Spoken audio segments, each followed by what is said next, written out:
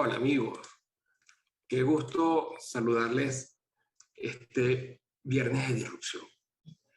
Viernes de disrupción es una propuesta que hace la Asociación Civil un Estado de Derecho en alianza con Universitas Fundación y tiene por objetivo enseñar el derecho desde otras perspectivas. Y en esta tercera temporada me he centrado en las historias personales realmente de diferentes generaciones de venezolanos acá. Entonces he decidido conversar con mis amigos, ya he hablado con mis profesores, referentes, maestros, mi padrino de promoción.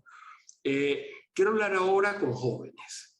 Quiero hablar con jóvenes entre 22, 27 años, venezolanos, que están en Venezuela, que han vivido en Venezuela, que conocen lo que está pasando en Venezuela, y quiero, dedicados ellos al derecho y a los derechos humanos en concreto, que me comiencen respondiendo a la enseñanza del derecho que han tenido, que recibieron, cómo la ven.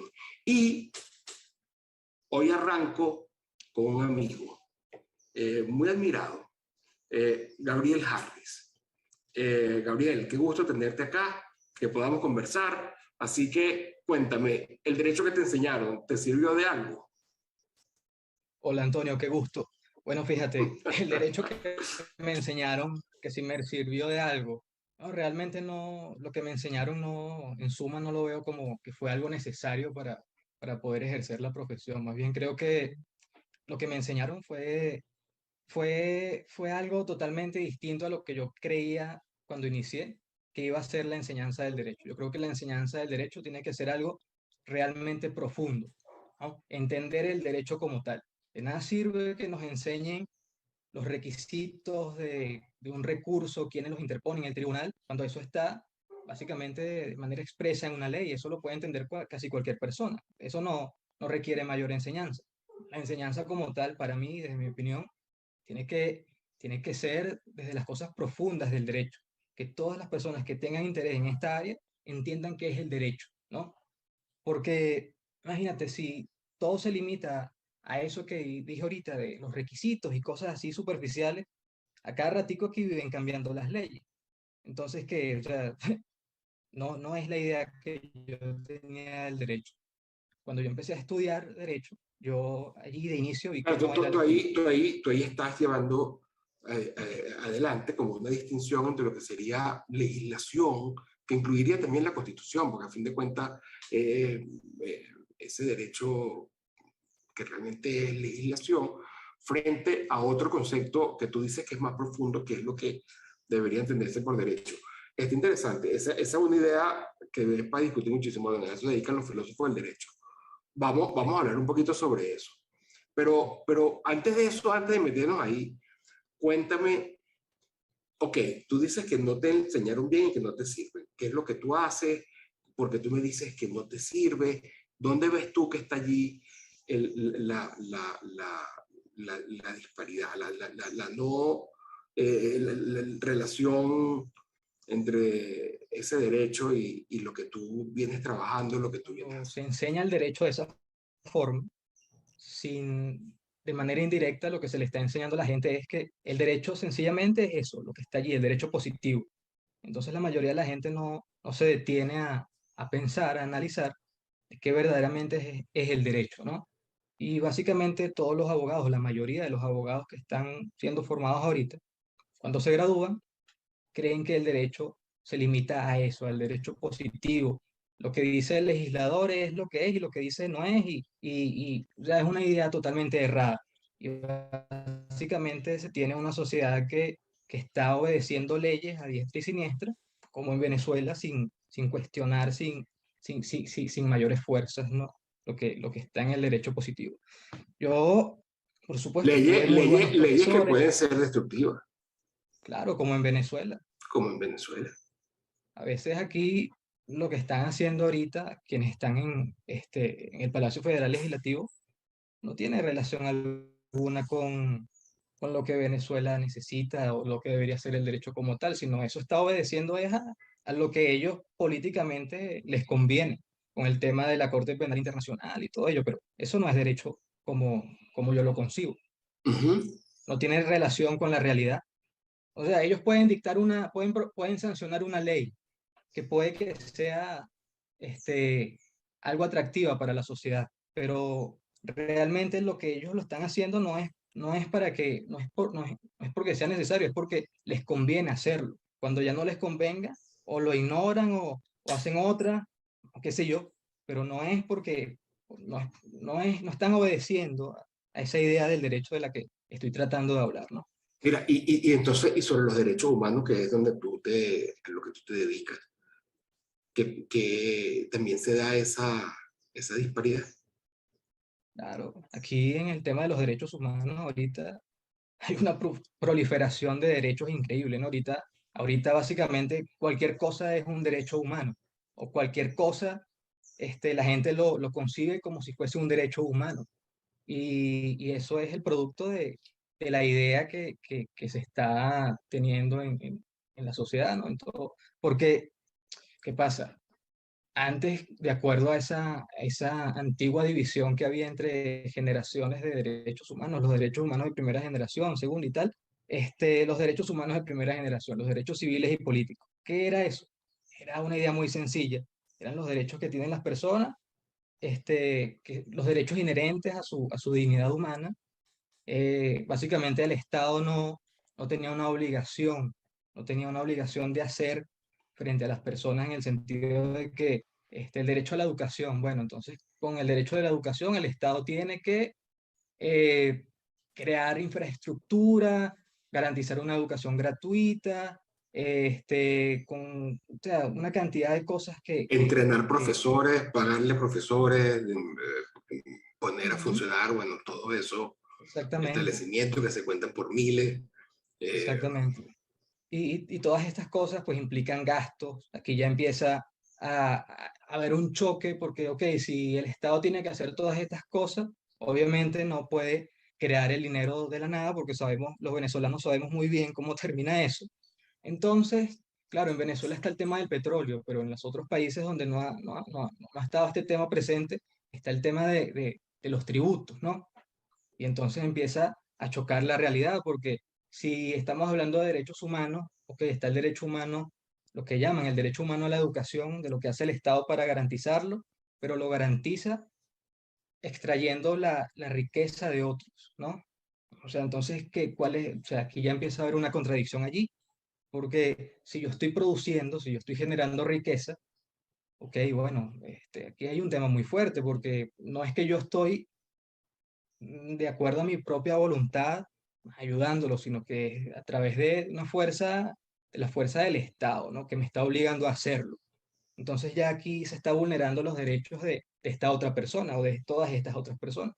Entonces, el tema de los derechos humanos, como se está llevando hoy, básicamente es de acuerdo a conveniencias, a la conveniencia de uno de estos dos lados. No está siendo algo equilibrado. Es algo, es algo que hay que analizar, debatir, porque por donde nos estamos dirigiendo ahorita no es. Y eso nos va a llevar a que esto sea algo la totalmente. característica funcional, la característica principal, en definitiva, de esas dos que es comunes ahí, es que se sigue, es un derecho hecho y en todo caso que tiene por acento, énfasis como mecanismo para la solución al Estado. Es un derecho que va totalmente hacia esas prerrogativas, mayores prerrogativas en forma tanto de obligaciones como de competencias como tal, pero siempre es a favor del Estado. Claro, se le está dando al Estado un un rol muy importante en la vida de la gente. Un rol que al principio, bueno, la gente puede creer que, oye, sí, que o sea, es importante que el Estado suma tales cosas porque nos va a hacer la vida más fácil. En principio, eso es lo que la gente ve, pero ya después de tantos años en una sociedad como en Venezuela, la mayoría de la gente está clara que eso lo que trae son más consecuencias. Aunque de repente no lo puedan explicar y lo entiendan de una manera muy profunda, al menos saben que cuando el Estado empieza a intervenir, termina trayendo más consecuencias de las cosas buenas que en algún momento puede generar, ¿no? Es así.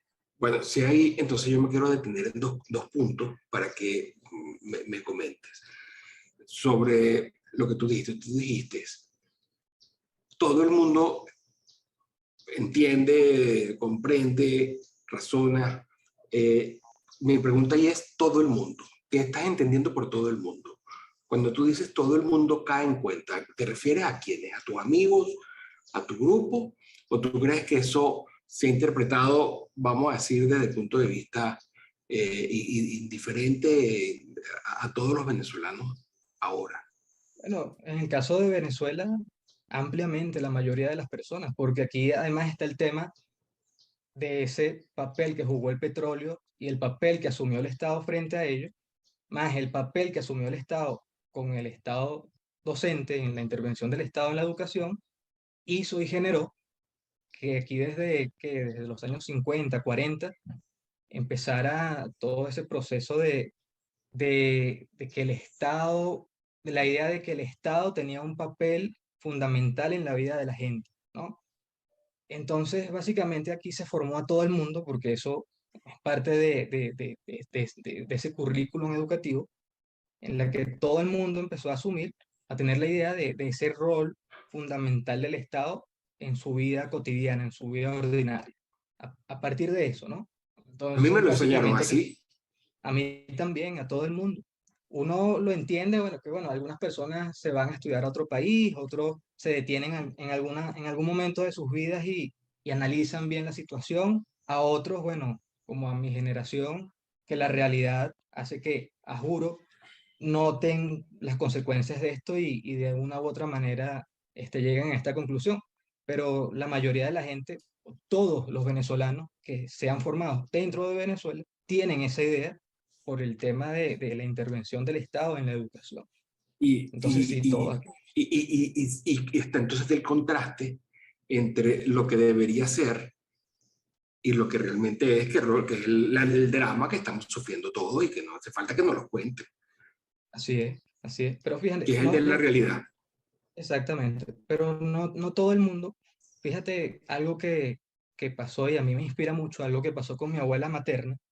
Mi abuela materna es una persona que de su vida pues viene de pobreza, de la pobreza de los venezolanos de antes del petróleo. Y básicamente ella creció en una sociedad, en un entorno muy pobre y, y algo machista, ¿no? Por lo que yo he entendido de lo que era Venezuela en esa época.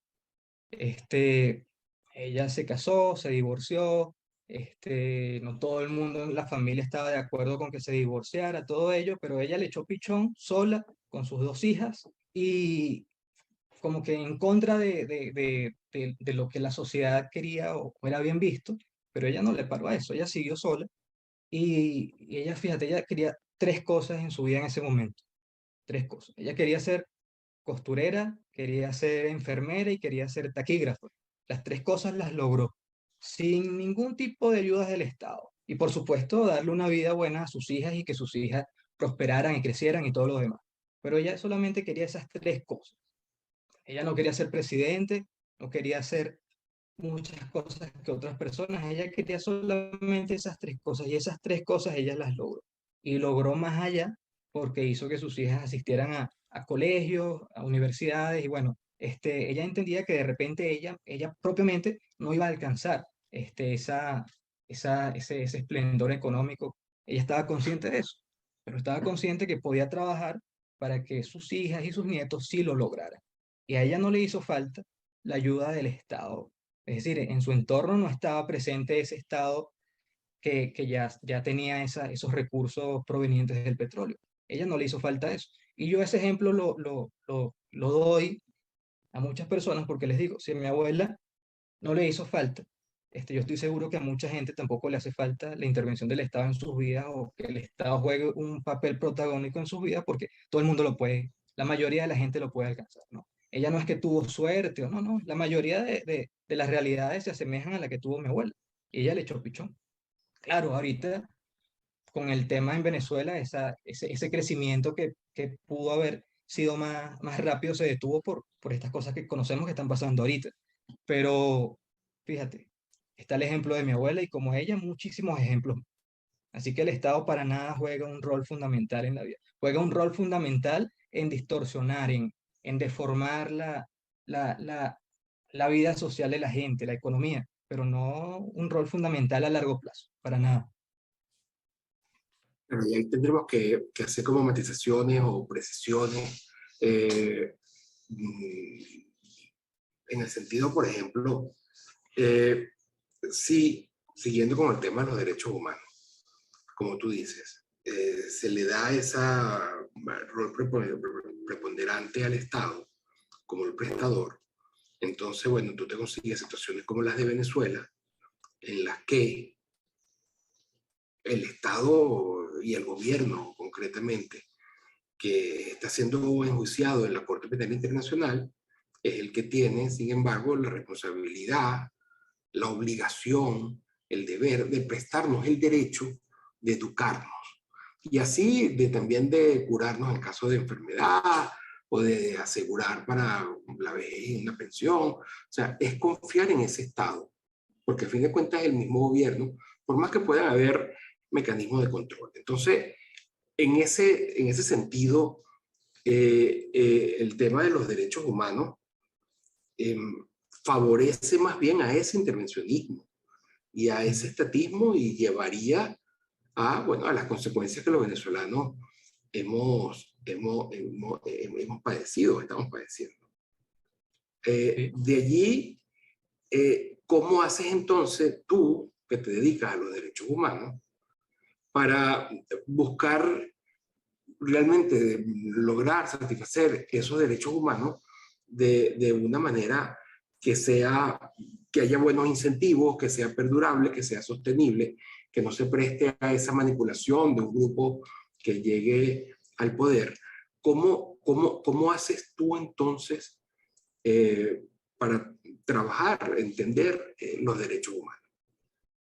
Bueno, fíjate, ahí choca la realidad del derecho existente, el derecho formal, con lo que con lo que uno concibe, ¿no? Entonces, básicamente, uno sencillamente se limita a no participar en, en todas estas cosas, en, no sé, programas de formación, en organizaciones por ejemplo, el tema de la educación. Cuando hablan sobre el derecho humano a la educación y cuando hablan de la realidad en Venezuela, que las propuestas que tienen son más intervención del Estado, pero que el Estado intervenga de manera eficaz. Es decir, los que tenemos esta idea del derecho sencillamente no participamos en esas iniciativas. Y en las que sí participamos, tenemos una visión crítica y pues analizamos, hacemos reflexionar a las personas y debatimos sobre lo que está haciendo el tema de los derechos humanos y con lo que creemos que debería ser. Inevitablemente hay un choque entre lo que uno cree y la realidad, por lo que tú mismo estás diciendo. Ahorita, pues, esa idea de los derechos humanos, de que el Estado tiene que asumir y todo ello, nos lleva a que nuestra idea no la podamos realizar o no la podamos llevar a cabo de manera plena por eso, porque la línea de los derechos humanos en Venezuela y en el mundo es esa, darle al Estado un papel, un rol activo en todo eso. Pero fíjate que tú me decías, y te pido para que entonces lo cuentes, que habías estado haciendo una investigación, porque tú estás investigando, haciendo un derecho distinto y estás investigando en el campo. Y estás haciendo una investigación y justamente sobre este tema que tú sabes que a mí me interesa muchísimo, que es la educación, conseguiste algunos hechos, datos que pueden ser relevantes para darle una visión diferente, que es en lo que estamos metidos en un Estado de Derecho, a los derechos humanos, y entonces buscar formas alternativas para prestarlos, para garantizarlos, que por lo demás se ha demostrado que son muchísimo más eficientes, que funcionan mejor, que tienen menos riesgo. Entonces, ¿qué conseguiste allí? Cuéntame de eso. Fíjate, interesante todo este tema de cómo la sociedad sin, sin la intervención del Estado está llevando el tema de la educación, ¿no? En La Vega lo que ha estado pasando no es algo diferente a lo que han estado investigando en Petare. La Vega En La hay, Vega. sí, Ponnos en contexto qué parte de La Vega. la parroquia eh, de La Vega. Bueno, La Vega es una de las parroquias con mayor densidad poblacional del municipio Libertador de Caracas. La Vega es uno de, de los sectores de bajos recursos que más ha dado de hablar en los últimos años. El año pasado ocurrió el tema con las megabandas, que bueno, La Vega, fíjate, en La Vega las personas están tratando, los padres están preocupados por la educación que están teniendo sus hijos y más aún la educación que no están teniendo sus hijos. Los padres de La Vega tienen problemas con las escuelas públicas, no hay maestros, la infraestructura está en decadencia, los programas que en algún momento tenían como que les daban los alimentos, ya eso no existe prácticamente. Y bueno, están optando por la educación privada. ¿Qué pasa? En Venezuela sabemos que ya, pero el salario están apostando por la educación privada los mismos padres de La Vega. en La Vega, fíjate, Ok. ellos en La Vega sí hay más instituciones privadas que públicas. Algunas de estas instituciones privadas forman parte de la Asociación Venezolana de Educación Católica. Y Pero fíjate, lo que a mí me impactó no fue tanto el tema que prefieren la educación privada, que están haciendo esfuerzos porque sus hijos sean educados en estos colegios, sino que aún en la educación pública, en los colegios, en las instituciones públicas, con esa decadencia que hay, fíjate cómo esa organización de los padres y el interés que tienen para que sus hijos sean formados, se ha empezado a ver esto del desplazamiento del rol del Estado, inclusive en esas mismas instituciones educativas públicas. Porque ¿qué pasa? Cuando tú tienes a tus hijos inscritos en un colegio público y el colegio público no tiene maestros, no está prestando servicios y no hay, bien sea porque no puedes construir un colegio privado o alguna otra razón, los padres se empiezan a organizar al punto de crear comités de padres que terminan siendo, de hecho, una especie de juntas directivas que nada tienen que ver con las juntas directivas oficiales del colegio. Y esos mismos padres terminan asumiendo toda la organización del colegio, es decir, buscar a los profesores, pagarles a los profesores para que vayan, porque lo que le paga el Estado no es un incentivo para que vayan, terminan cobrando, porque tienen que cobrar, eso cuesta, los materiales que necesitan los niños para ver las clases, ya todo el funcionamiento del colegio lo terminan teniendo estas especies de comités que, como te digo, terminan siendo juntas directivas paralelas a las oficiales. Y empieza a verse una especie de privatización y esos colegios públicos terminan siendo privados. Son públicos, porque administrativamente son públicos, pero en la realidad terminan siendo privados, porque la mayoría de los padres, para que sus hijos realmente vean clases, tienen que empezar a pagar de acuerdo a estos modos de organización que se van dando y empiezan a echar para adelante el colegio. Es una forma, es algo que comencé a ver y me llamó mucho la atención. No, y tiene total sentido de que ocurra. De hecho, yo también tengo conocimiento de que ocurre en otros lugares, pero fíjate lo que nosotros, el equipo de investigación de un Estado de Derecho de UED, ha conseguido específicamente en Petare y en otras ciudades que también estamos investigando. Lo que más estamos consiguiendo es que los padres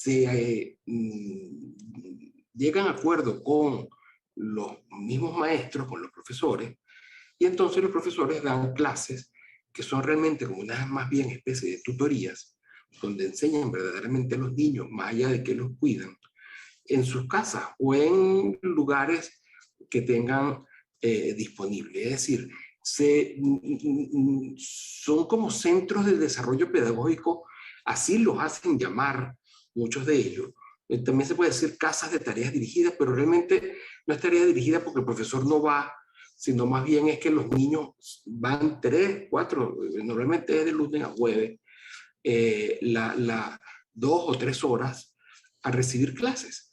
Y lo que hemos además conseguido es que los profesores están mucho más satisfechos actuando así, personalmente, profesionalmente, desde su punto de vista, bueno, obviamente también desde el punto de vista económico, y que los papás están más contentos y que los niños aprenden más. De hecho, normalmente niños que por el sistema educativo no han aprendido a leer y escribir, más bien en estas casas, en estos centros de desarrollo pedagógico es mayor. Que es una solución también espontánea, que está brotando allí sin planificación privada, pero alrededor del 40% de los niños en Petare están en estos centros de desarrollo pedagógico.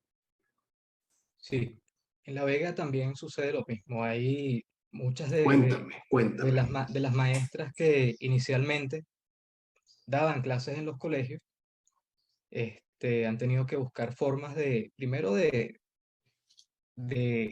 tener recursos para vivir, ¿no? Porque siendo maestro de un colegio público, con lo que te pagan, imposible que vivan, imposible.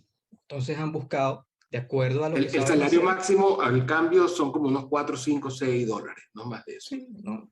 Imagínate. Entonces han buscado formas de poder seguir viviendo y al mismo tiempo ofrecer, de acuerdo a lo que saben hacer, que es enseñar, ofrecer a su entorno algo bueno, que es eso mismo, lo que tú estás diciendo que ha estado pasando en Petare, también está pasando en La Vega. Entonces al final uno ve que, que esa intervención del Estado tiene un desplazamiento, al menos por tres variables. Una, las escuelas privadas, según el estudio que han hecho, escuelas privadas de bajo costo. Segundo, Fíjate que no son tantas porque se enfrentan a una inspección y fiscalización estatal que prácticamente las destruye. sí, así es. O Así sea, es. que el costo de la formalización allí es difícil, es que no te imaginas, es imposible cumplir en esos estándares con los requisitos que exige la legislación.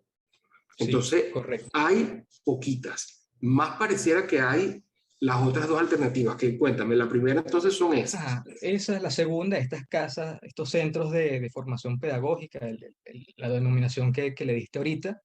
La segunda y la tercera, esta forma un poco, quizás no convencional, de que los padres están tomando un rol activo dentro de esas instituciones públicas y al final se está produciendo una especie de privatización, porque están funcionando, son colegios públicos, pero están funcionando no de la mano del Estado, sino de la mano o del bolsillo de los padres de los hijos que allí estudian.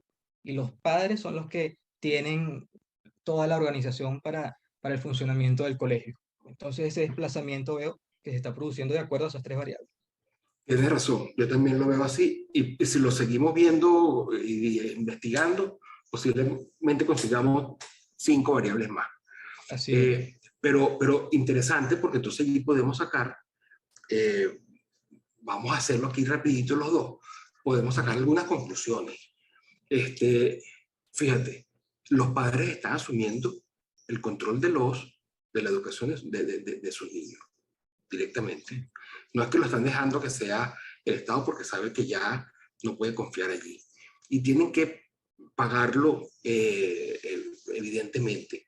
Entonces, fíjate, pero me estás diciendo que son padres de Petare, de La Vega, son padres que no, o sea, que están en los términos internacionales en pobreza extrema ujú, y están sí, pagando así es. y los niños están Inclusive, aprendiendo. sí, Entonces, aquí lo que estamos viendo es el surgimiento de un sistema de cooperación voluntario que termina siendo beneficioso para todas las partes que están ahí interviniendo. así es, así es. Y se Y, está, ah, sí, sí, dime. la gente está entendiendo de que no es necesario el papel que ha tenido el Estado. La gente lo está entendiendo de acuerdo a la realidad que está viviendo, lo En está especial, comprendiendo. en especial las mamás que ven cómo están aprendiendo sus niños Ujú, y cómo quieren ir más bien a esos lugares. Eh, en cambio, cómo sufren y cómo es una obligación ir para el colegio obligatorio. Es decir, ahí hay algo ahí que se puede incluso, que las mamás lo pueden medir. Eh, yo te pregunto entonces, como defensor de derechos humanos y este derecho humano que tú eres, ¿qué, qué, qué harías? ¿Cómo podríamos ayudar a que se lleve adelante el derecho humano a la educación de una forma que sea sustentable, es decir, con unos incentivos adecuados? Porque, ¿cómo lo enfocamos? Y mete en la ecuación el tema de adoctrinamiento, Sí, del que estabas hablando al comienzo. ¿Cómo lo sí. enfocarías entonces? Bueno, evidentemente el Estado debe empezar de soltar, por decirlo de alguna manera, el sistema educativo, ¿no? Es que ya Además lo ha de que, soltado, como tú dices. Ya, es sí, que ya le claro, pero explotó. claro, pero no lo ha soltado como una forma real, formal de una política de Estado, de que mira, esto es lo que vamos a hacer con el sistema educativo. Sencillamente el Estado ya no va a seguir cumpliendo el rol que tenía antes, sino que ha sido más una consecuencia de toda la crisis y de estas personas que tienen conocimientos ni quieren resolver ningún problema de Venezuela. Es una consecuencia de lo que ha estado pasando en Venezuela, como Ujú. con la economía, lo que está pasando en la economía. Totalmente. El uso del dólar. Al Ujú, comienzo era prohibido, era delito, era exacto, porque el monopolio era el bolívar y es inevitable, la gente ni tonta.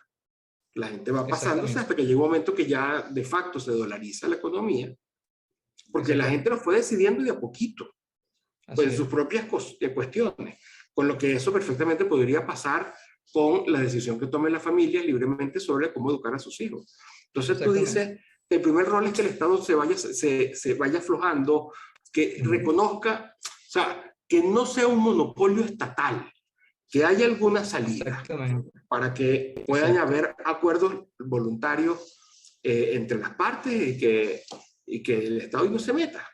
exacto. Y la propuesta que a mí me ha gustado muchísimo, que me llama mucho la atención, es esa de en vez de que el Estado tenga, gaste sus recursos en colegios públicos y todo eso, que es de manera ineficiente, no es eficiente, está comprobado que no lo es, que no es eficiente, es que esa manera o esa intervención del Estado sea de una manera diferente, por decirlo de alguna manera, que es con los vales, el sistema de vales, de vouchers, que el Estado básicamente lo que hace es que, de acuerdo quizás a un estudio de cada familia, tienen hijos, sus recursos, necesitan dinero para inscribir a sus hijos en un colegio privado, les dan una especie de certificado de cheque educativo, que no es dinero físico, obviamente, sino que solamente puede ser canjeado en una institución educativa.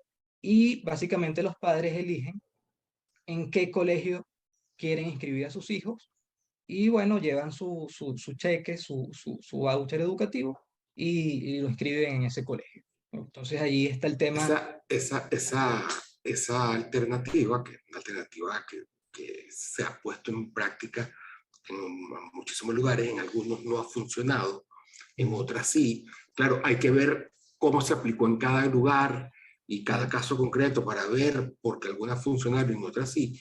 Pero te digo, esa alternativa la aplicaron los suecos a partir de los años 1993 y desde allí arrancó un proceso donde las familias libremente podrían ir a canjear el cupo en la educación pública por un cheque, un vale para gastar en educación privada. Los montos del costo por estudiante de la educación pública era el monto, fue el monto, es el monto del vale. claro, En otras regiones se ha dicho que, bueno, que el vale es el 30% de lo que cuesta un niño, pero educarlo en la educación pública. Aquí en Suecia es así, y los datos, Gabriel, son increíbles. En el primer momento eran 15.000 muchachos los que estaban utilizando el vale. Y a la fecha de hoy, y eso parece que es una tendencia, según dice el profesor Mauricio Rojas, eh, eh, que cada vez va a aumentar, son 640.000 muchachos wow, que han salido, que han aprovechado más bien el bacle para escoger un colegio privado que por ese mismo monto que gasta el Estado puede ser. Y es que la educación privada no tiene que ser tan costosa. puede ser Claro, bastante barata. así es, como ya ha quedado demostrado en los estudios que han seguido en Petare y del libro del profesor James Toy. Imagínate. Este, claro, y bueno, eso también incentiva naturalmente a que personas que tengan recursos para montar un colegio lo hagan, porque va a haber más demanda. Imagínate, Eso, un inversión niño, privada en educación, sí, lo con que, toda la tecnología que hay, con todo lo que se puede hacer, con todo lo que claro, se puede construir invirtiendo en la educación. De hecho, fíjate que cada vez más a través de medios alternativos y con la tecnología, la forma de ver la educación, y más con la pandemia, ha aumentado el homeschooling cantidad en países como los Estados Unidos, porque realmente así hay es, tanta información disponible en la casa que el sistema tradicional prusiano se ve cada vez más ineficiente, inoperativo, inútil, porque es un esquema para formar soldados, no es así un es. esquema para formar a el muchacho estudiante que va que necesita creatividad, originalidad, trabajo en equipo para el día de mañana, ¿no? Claro, yo una vez no recuerdo dónde lo leí o si lo escuché de alguien, si fue que lo escuché de alguien, no recuerdo de quién, pero es una frase que decía que el Estado produce Estado. Y qué mayor ejemplo que la intervención del Estado en el sistema educativo y qué mayor ejemplo que en Venezuela, ¿no? Y fíjate que con el tema de los vales, otra cosa que sería necesaria para que eso funcione es que el Estado deje de intervenir, que no se meta en las aulas de clase. Porque, Ujú. ok, puede haber este sistema de vales, la gente, los padres pueden tener la elección de escoger en qué colegio meten a sus hijos, todo, pero si es el Estado quien impone el currículo, lo que se le va a enseñar a los niños en las aulas de clase, no va a servir de nada. Primero, bueno, porque en la sociedad trae consecuencias las que hemos visto, por un lado y por el otro, de que no es atractivo, porque lo que hace atractivo para los padres es poder escoger no solamente en la infraestructura física de un colegio, sino las cosas que le están enseñando a sus hijos. Claro, ni, Es ni así, tontos, eso es lo que necesitan. Y así es, allí es donde tiene que haber libertad en ese pensum, en ese programa, en ese método, en la forma. Es que además, mira, chico, la neurociencia ha avanzado tanto, que es algo reciente, en 60 años, pero en los últimos 10 años, ha avanzado tanto en la forma de explicar, es decir, de comprender cómo funciona el proceso de aprendizaje, el cerebro, que cada vez está más claro que ese sistema que sigue el modelo prusiano no es el mejor para generar creatividad, para aumentar la curiosidad de los niños, para fomentar máximo desempeño, desarrollo de cada uno según sus diferentes, bueno, sus habilidades, actitudes, intereses. Con lo que eso va quedando cada vez más claro. así es, claro. Y claro, este tema de otra de las cosas allí que es bueno con el cambio de la realidad del Estado con el sistema educativo, es que, fíjate, con el tema de los colegios públicos, Uh -huh. ¿qué hace, qué hace, qué hace el último colegio, el que esté más distante por allá abajo, por el Amazonas, por allá, el último colegio que por allá distante, que tenga un problema, un niño tenga un problema en el colegio, que se solucione administrativamente, pero no lo pueda solucionar porque la solución a ese problema choca con algún lineamiento o algún acto administrativo que fue dictado en Caracas por el ministro de Educación? Sí, qué lejano, Seguramente es un tema que es ineficiente no por tiene sentido que las naturaleza. cosas funcionen así. Sí, Exactamente. Y te lo digo porque la burocracia es me totalmente pasó ineficiente. algo parecido. Cuéntame. Yo estudié en un liceo público, yo estudié en un colegio, en un liceo público, y cuando yo entré en el liceo, eh, yo me quería cambiar de sección. Me quería cambiar de sección porque las personas que yo conocía quedaron en otras secciones y de verdad que no me gustaba, no me sentía para nada cómodo después de una semana en el salón donde yo estaba. Y la respuesta del liceo fue que no podía sino hasta que saliera de tercer año. Hasta que entrara en cuarto año no me podía cambiar de sección porque eso ya estaba en manos del Ministerio de Educación o algo así, y eso ya estaba en Caracas y no se podía hacer. Imagínate, Imagínate. algo tan simple como eso. Un cambio de sección de un Cambio de niño. sección. Exactamente. Y yo, porque bueno, soy tranquilo y me fui adaptando, pero eso, o sea, ese ejemplo puede traer consecuencias en muchos otros niños, porque un niño que no se sienta cómodo en un salón de clase termina con no asistiendo a clases, termina con vicios, otra clase de amigos, o sea, eso termina O con generando, el bullying, eso con el que bullying, normalmente es lo que exactamente. va, es lo que termina pasando. Fíjate. Entonces tú agarrabas y me Exactamente. decías, mira, hay una forma, vamos a decir, alternativa, como podrías lograr alcanzar esos derechos humanos, que por un lado se generen los incentivos adecuados, que sean funcionales, los cheques no solamente benefician al estudiante, sino que generan una posibilidades de emprendimientos educativos con diferentes alternativas, opciones, sin ese currículum obligatorio del que tú hablabas. Eso por un lado. Y por el otro lado, entonces está, bueno, ya no el tema económico, sino la ineficiencia del Estado y los efectos perjudiciales que produce el centralismo, que es la forma como se postula en definitiva deben ser prestados los derechos humanos, ¿o Sí, no? sí, exactamente. Al final, mira, la conclusión de todo esto es que el Estado termina trayendo más consecuencias de las cosas que en algún momento de las cosas buenas que en algún momento puede generar. Y esas consecuencias son las que están viviendo todos los venezolanos ahorita. Esas consecuencias son nada más y nada menos que el choque que la gente está viviendo con la realidad. La gente se está dando de cuenta que en la educación, en la economía, en cualquier ámbito de la vida donde el Estado ha tenido un rol fundamental, lo que está pasando en Venezuela es debido a eso. Y la gente se está dando de cuenta de eso. Y espacios como este son muy importantes porque llaman a la reflexión, al entendimiento. Y ahí, claro, hay mucha gente, como el tema de la economía, que quizás lo saben, lo entienden, que cuando el Estado entra con el tema del control de precios, la gente ya dice, cónchale, ya esto va a desaparecer y todo ello, pero aún así falta que se le explique a la gente un poco más, porque a veces cuando esas mismas personas van a un sitio, a una panadería, vas a comprar un refresco y les parece caro, y ahí como que tienen la idea de que, oye, el Estado tiene que intervenir aquí y regularlos.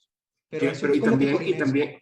fíjate que tú dices que por un lado entonces la gente entiende cuando se mete el Estado, genera allí esa distorsión y eso es incentivo, pero también la gente ve que lo que quiere es que más bien déjame tranquila que yo resuelvo sola. Es decir, no Sí, me pongas condiciones, no me pongas límites.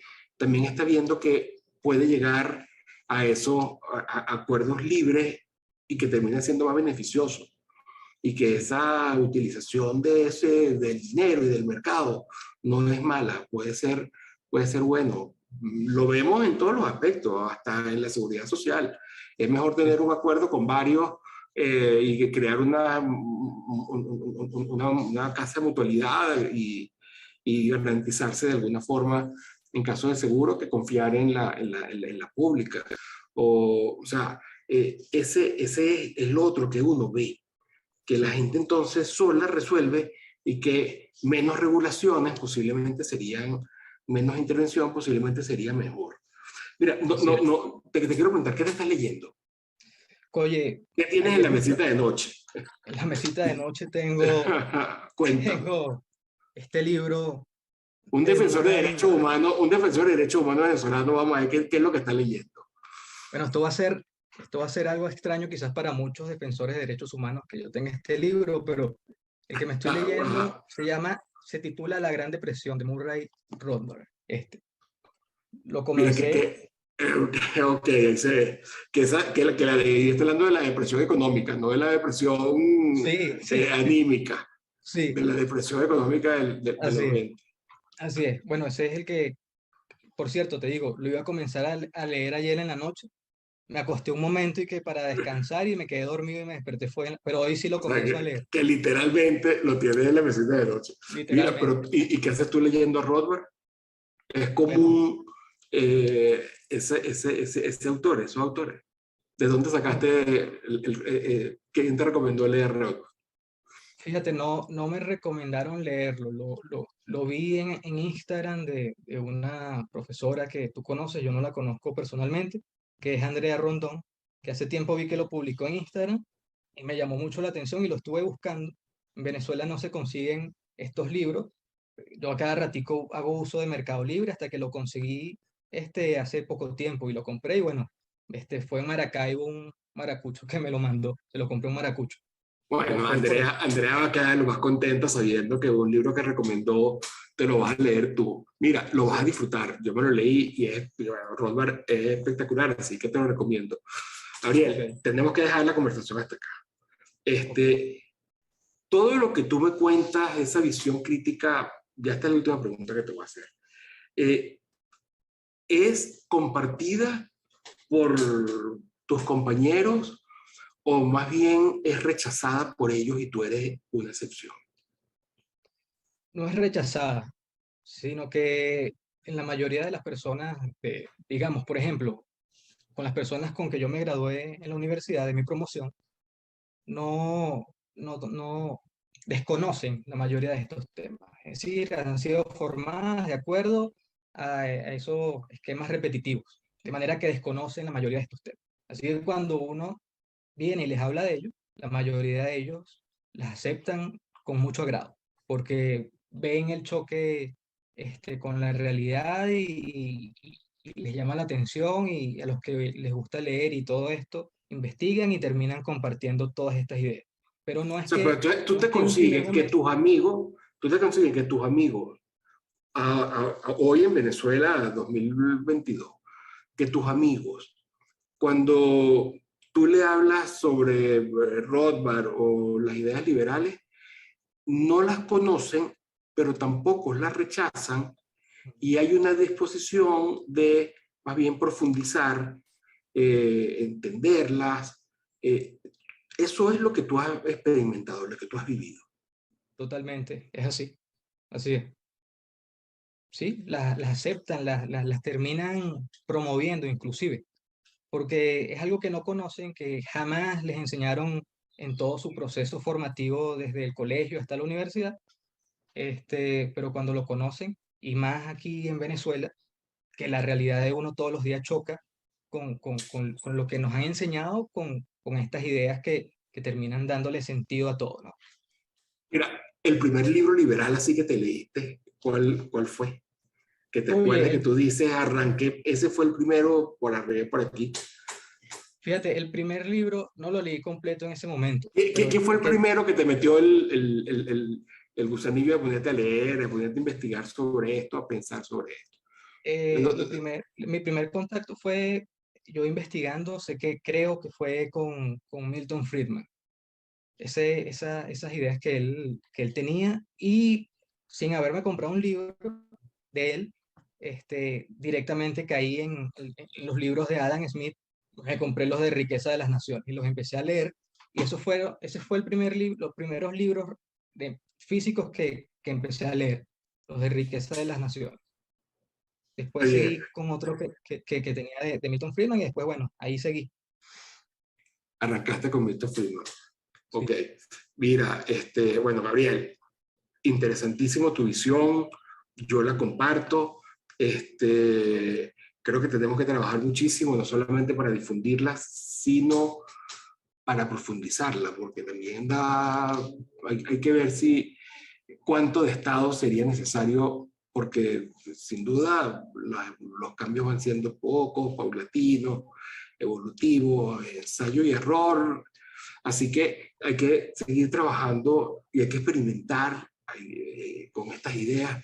Así que bueno, también se nos da la oportunidad de una visión y una forma de afrontar el derecho, los derechos humanos distintos. Me parece interesantísima tu visión, me gusta, cuentas conmigo y bueno, estoy de lo más contento, amigos, que hayan disfrutado del Viernes de Irrupción. Hoy estuve conversando con Gabriel Harris, venezolano que ha vivido esta tragedia y que se dedica a los derechos humanos y tiene una visión distinta.